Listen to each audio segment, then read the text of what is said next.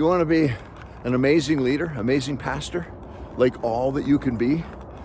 There's a process that we see a number of times in the Word, but I particularly like the one in Exodus chapter 33, where God is raising up Moses and training him to become the great apostle, the great leader of his people. And so we see Moses up on the mountain.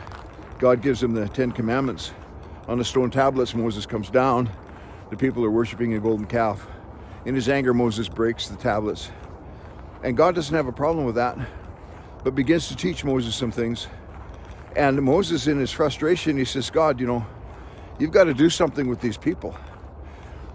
You brought them up out of Egypt. And of course, God answers and says, no, you've got to do something with these people. You're the one that brought them up out of Egypt. It's like nobody wants to own these people.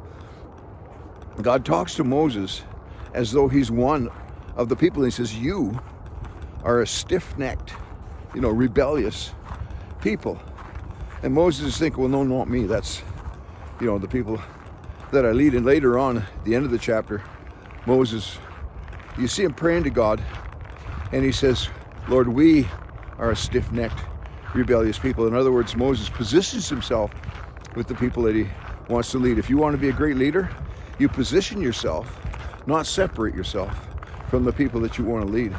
And in this process, we see, remember where Moses says, well, God, if you have mercy on me, then show me your glory. And God says, well, I'll put you in the rock and then I'll pass by. You can't see my face and live. So you're only going to see my behind side. And so God covers Moses with his hand. And he walks by and he says, I'm going to show you all of my goodness. That's what it says in the King James. And God says, basically, I'm going to show you my nature, and my nature is goodness. I love that idea. And in that goodness, it means, particularly in the Greek version, the Septuagint, it means all of his prosperity, all of his best things, every good thing that God has, right? He's going to show that to Moses so that Moses understands who it is that he's representing. But this whole conversation is really centered around the idea that God is telling Moses to lead these people into the promised land. And Moses is saying, well, I'm not going to do it if your presence doesn't go with us. And God says, I'm not going with you. And so there's this conflict. And God isn't going to change. But Moses is going to have to change. To be a good leader, the best leader, you and I are going to have to change. God is not going to change to match what we want. But it's going to be the other way around. So how are we going to get God's presence to go with us? And Moses is really pleading with God. He says, we can't go unless your presence goes with us. Like, that'd be a stupid endeavor. And you and I can't be a good leader unless God's presence is with us. So we've got to be absolutely sure that God's presence is with us. And here was the key for Moses, was that earlier in the chapter, God is talking about dealing with these people.